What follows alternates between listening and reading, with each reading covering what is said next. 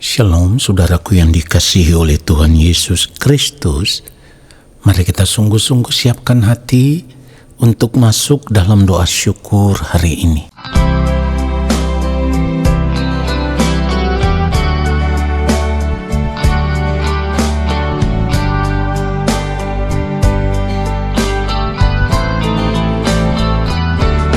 Dengan apakah seorang muda mempertahankan kelakuannya bersih dengan menjaganya sesuai dengan firman-Mu.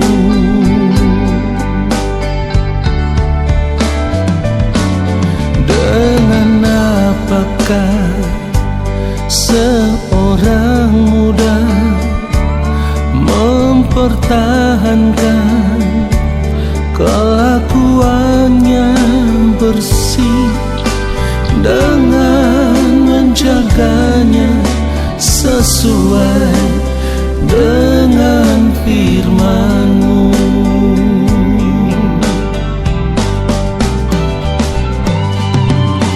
Dalam hatiku aku menyimpan janji-Mu, supaya aku jangan berdosa terhadap Engkau.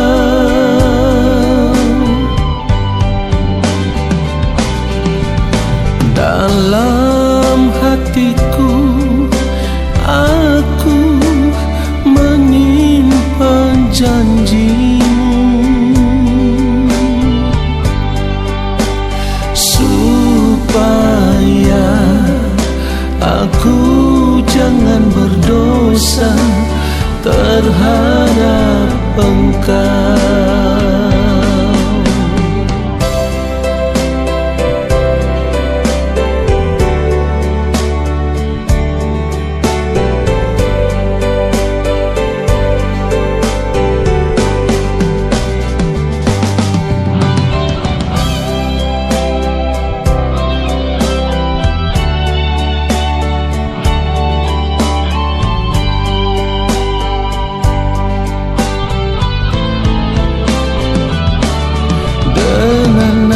Apakah seorang muda mempertahankan kelakuannya bersih dengan menjaganya sesuai dengan firman-Mu.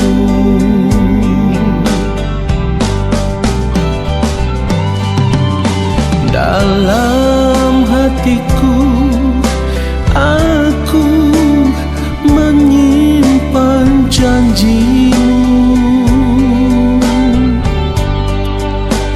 supaya aku jangan berdosa terhadap Engkau.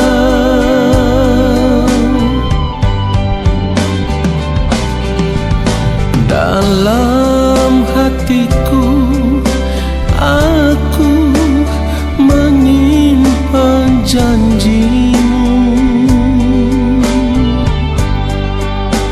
supaya aku jangan berdosa terhadap Engkau. Supaya aku jangan berdosa terhadap Engkau.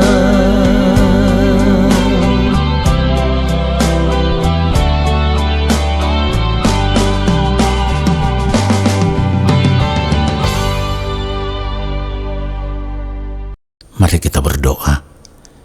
Bapa yang Maha Kudus, Allah yang Maha Mulia, kami ada di hadirat-Mu ya Tuhan, dan kami mau menikmati firman-Mu.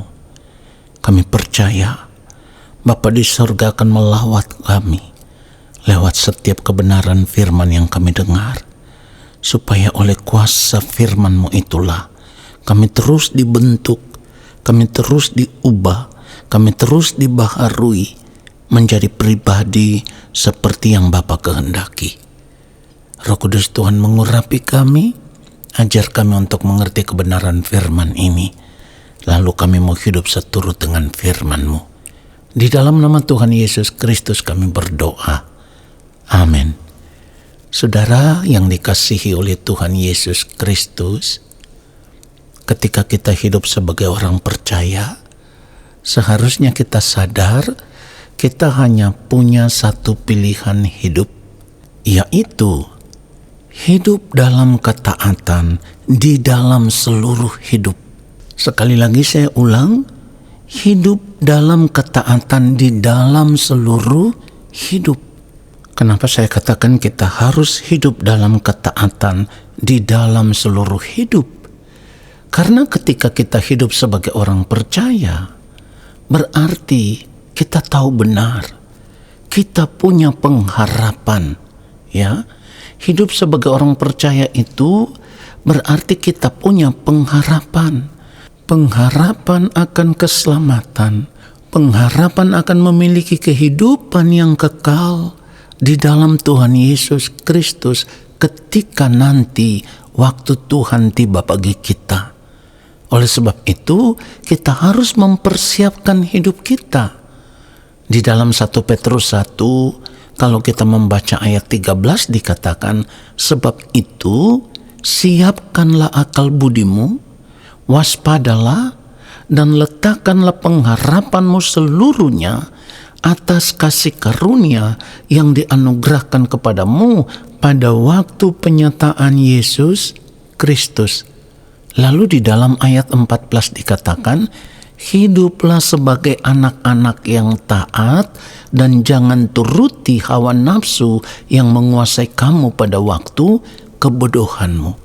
Jadi kalau tadi saya katakan kita harus taati dalam seluruh hidup, ini artinya ketika kita tidak hidup dalam ketaatan di dalam seluruh hidup kita, itu artinya kita tidak meletakkan pengharapan kita atas kasih karunia yang dianugerahkan Allah kepada kita di dalam Tuhan Yesus Kristus.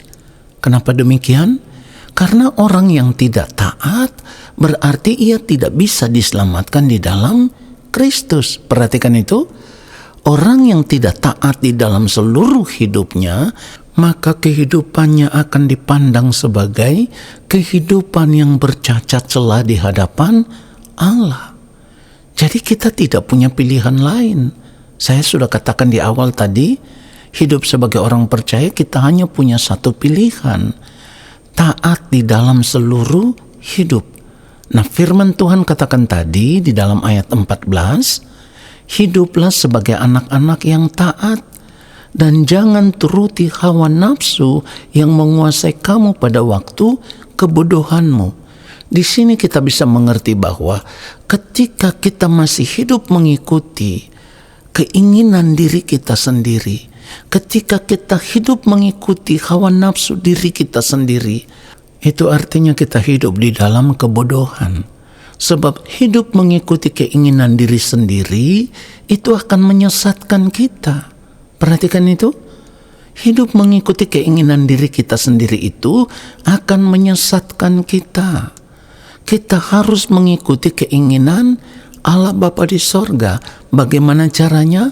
Berikan hidup kita untuk dipimpin oleh Roh Kudus, supaya Roh Kudus memimpin kita ke dalam seluruh kebenaran, supaya apapun yang kita lakukan di sepanjang hari hidup kita lakukan sesuai dengan kehendak Allah Bapa di sorga. Orang yang menyerahkan segenap hidupnya untuk hidup dalam pimpinan kuasa Roh Kudus, itu artinya orang yang memilih untuk taat, hidup melakukan apa yang menjadi kehendak Allah Bapa di sorga, dan tidak lagi hidup mengikuti keinginan diri sendiri. Saudara perhatikan itu. Hidup mengikuti keinginan diri sendiri itu sama dengan kita membiarkan diri kita hidup di dalam keinginan daging yang masih menguasai hati dan pikiran kita. Padahal seharusnya kita sadar keinginan daging itu tidak berkenan kepada Allah. Dan buah dari keinginan daging itu adalah maut. Saudara perhatikan itu. Jadi kalau kita masih hidup menuruti keinginan diri sendiri yang dipenuhi dengan keinginan daging, berarti kita sedang menggiring kehidupan kita berjalan menuju maut. Ya, di dalam Roma 8, kalau kita membaca dari ayat yang ke-6 dikatakan, karena keinginan daging adalah maut. Maut di sini menunjuk kepada kematian yang kedua. Terpisah dari Allah, terbuang ke dalam kebinasaan kekal. Tetapi selama ini kita tidak gentar. Ketika kita membaca kebenaran firman Tuhan ini, kita tidak serius memperhatikan kebenaran firman Tuhan ini, sehingga kita tidak memiliki kegentaran di hadapan Allah. Padahal firman Tuhan sudah dengan sangat tegas mengatakan, karena keinginan daging adalah maut. Lalu selanjutnya dikatakan, tetapi keinginan roh adalah hidup dan damai sejahtera.